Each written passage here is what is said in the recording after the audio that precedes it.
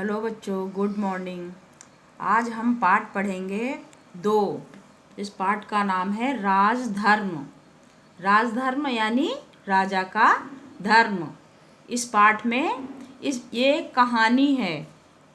इस कहानी में ये बताया गया है कि किसी राज्य का राजा जैसा आचरण करता है यानी व्यवहार करता है, उसका प्रभाव उस राज्य की प्रजा के साथ साथ संपूर्ण पर्यावरण पे भी पड़ता है।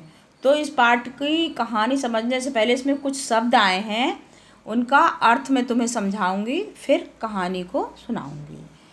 जैसे आया है विवेकशील। विवेकशील माने विचारवान। अंतःपुर रनिवास, दुर्गम जहाँ पहुँचना कठिन हो, सुरम्य रमणीक, भंते बोधिसत्व यानी बौद्ध धर्म अपनाने वाले जो महापुरुष होते हैं, ओज कांति, जिज्ञासा जानने की इच्छा, अनुसरण पीछे चलना, संकल्प दृढ़ निश्चय करना। अब हम पढ़ते हैं इस कहानी में, पाठ में दिया क्या है। इस कहानी में ये बताया गया है कि एक वाराणसी में ब्रह्मदत्त नाम के एक राजा थे। वो बहुत ही न्यायप्रिय, प्रजा की भलाई करने वाले, अच्छा कार्य करने वाले थे। लेकिन वो ये जानना चाहते थे कि मुझ में कोई कमी तो नहीं है, इसलिए वो जानना चाहते थे कि मुझ में कोई कमी, तो इसलिए वो एक दिन उनके मन में आया कि चलो हम यात्रा पे निकलते हैं। तो एक दिन वो बाहर निकले, चलते चलते एक हिमालय पर्वत पर पहुँचे जहाँ पर बोधिसत्व रहते थे। वहाँ गए तो उन्होंने अपना वेश बदल कर गए थे, आश्रम में गए तो बोधिसत्व ने उनका स्वागत किया, बैठाला और कहा आइए महाराज।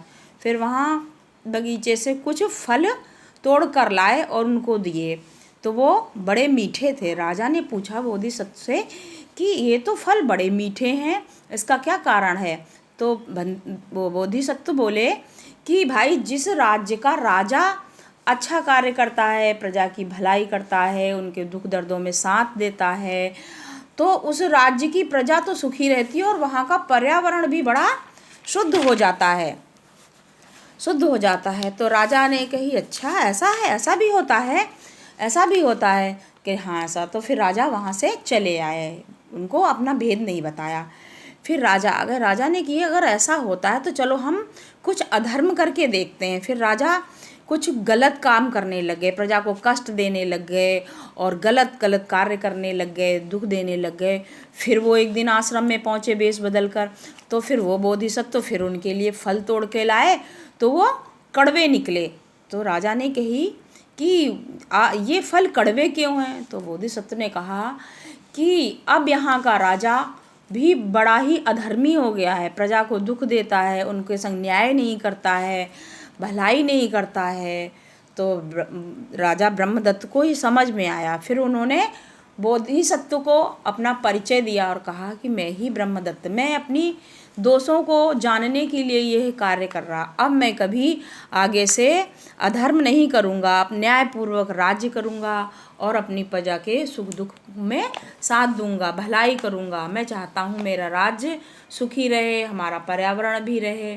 तो इस कहानी का यही सार है, यानी जैसा राज्य का राजा होता है वैसी उसकी प्रजा होती है, वैसे उसको सुख मिलता है, अच्छा कार्य करता है तो और प्रजा भी सुखी रहती है और वह राज्य भी पूरा धन धान्य से भर जाता है और सब अच्छा ही अच्छा होने लगता है। ये इस कहानी में छोटी सी वो यही बताया है। और इस पाठ का गृह कार्य है बेटा, जैसा ब्रह्मदत्त राजा क्यों प्रसिद्ध था। ब्रह्मदत्त राजा अपने न्याय के लिए प्रसिद्ध था, न्यायप्रिय राजा था।